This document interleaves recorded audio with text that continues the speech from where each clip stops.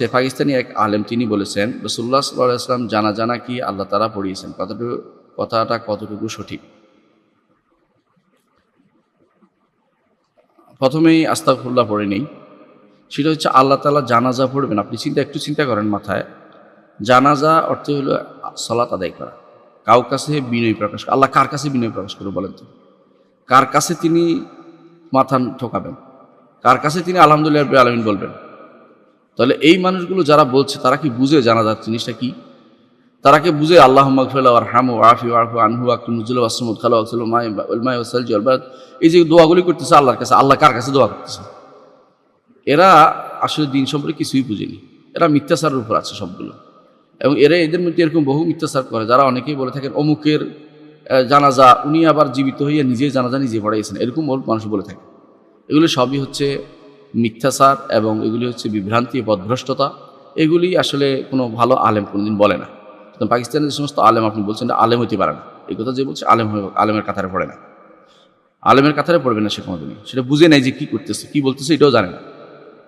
রাসূলুল্লাহ সাল্লাল্লাহু আলাইহি ওয়াসাল্লামের জানাজা সাহাবায়ে কেরাম, যেহেতু সেখানে ইমাম বলতে কেউ নেই, এই জন্য ইমামতির আকারে পড়া হয় না।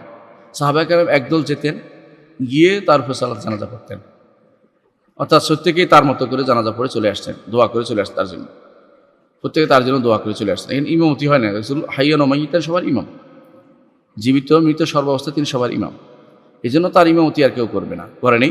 তো সেই জন্য তার জানাজা ভিন্নভাবে পড়ানো হয়নি। যারাই গেছেন আফওয়াজান, গোষ্ঠী যুগে যারাই গেছেন তারা যাইয়া কয়েকজন সালাত আদায় করে চলে আসছে, এইভাবে তার উপর জানাজা পড়া হয়েছে। কিন্তু ইমামতি হিসাবে তার জন্য সালাত জানাজা পড়া হয়নি, কারণ এটা রাসূলুল্লাহ সাল্লাল্লাহু আলাইহি ওয়াসাল্লাম তাদেরকে নির্দেশনা দেননি যে আমার মৃত্যুর পর অমুক আমার ইমামতি করবে, জানাজা দিবে, এটা বলা হয়নি। সুতরাং সেই হিসাবে তারা সেটাকে সেভাবে আমল করেছেন যে আমরা সবাই দোয়া করি রাসূলের জন্য এবং সাক্ষ্য দেই তার, তিনি যে আমাদের জন্য দিনকে রেখে গেছেন, আমাদের জন্য দিনকে প্রচার করেছেন, সেটা সাক্ষ্য তারা দিয়েছেন এবং এর মাধ্যমে তার জানাজা সম্পন্ন হয়েছে। এটাকে আল্লাহ পড়িয়েছেন, এই জাতীয় কথা বলাটা নাজায়েজ এবং এটা আসলে না বুঝে কথাবার্তা এবং হারাম কথাবার্তা, এবং এগুলির মাধ্যমে ধীরে ধীরে মানুষ শিরক এবং কুফরের দিকে চলে যায়। তারা জানেই না যে সালাত কী জন্য পড়া হচ্ছে এবং কার জন্য পড়া হচ্ছে, কীভাবে পড়া হবে সেটাও তারা জানে না, এবং কী চাওয়া হচ্ছে সালাতের ভিতরে এটাও হয়তো তাদের অনেকের জ্ঞান নেই। এই জন্য আমাদের এগুলি ভুল ছাড়া আর কিছুই নয়। এগুলো বুঝে নিতে হবে যে এগুলি ভুল। যারা এই জাতীয় কথাবার্তা বলে তারা আসলে আলেমদের কাতারে পড়ে না।